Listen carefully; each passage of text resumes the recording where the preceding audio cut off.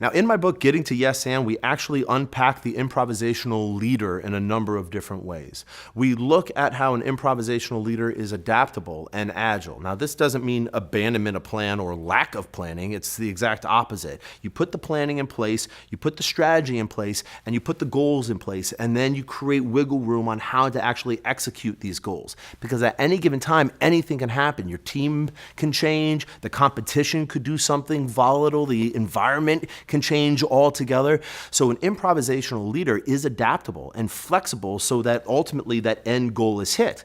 So we look at VUCA, volatility, uncertainty, complexity, and ambiguity. Now this is a military axiom that was pulled out of the Army several years ago, and it's really floating around a lot of businesses right now because it makes a lot of sense in the current environment. Volatility, uncertainty, complexity, and ambiguity. Do you know how to operate within this? Is your leadership style successful in the unknown, in chaos, in a rapidly shifting dynamic? Improvisation as a skill set increases the ability to be adaptable and to be flexible, to be nimble, to operate with that environment, have comfort, and in fact, thrive in the unknown, thrive in the unexpected, to accept it and embrace it fully. So an improvisational leader leads with agility and flexibility and still hits the end target.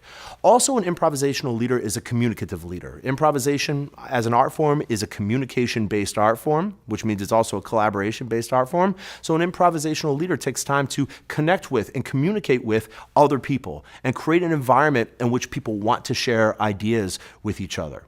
An improvisational leader then also is open to ideas, develops the ability to push off judgment. You know, leaders, as they move higher in rank inside the organization, many create a safe zone of judgment, critical thinking. In fact, leaders get paid often to be critical, to come up with those ideas. So our strength then becomes about critical thinking. We shouldn't dismiss that strength. We have to get to it. We also have to develop the ability to take off the critical thinking hat sometimes and put on the postponement of judgment hat. That ability to listen to people and talk to people, accept new ideas as new ideas, not accept them like we're going to execute them, just be open to those new ideas and then fold them into the overall strategy. So an improvisational leader is very flexible, very communicative, very collaborative, and accepting ideas through postponement of judgment.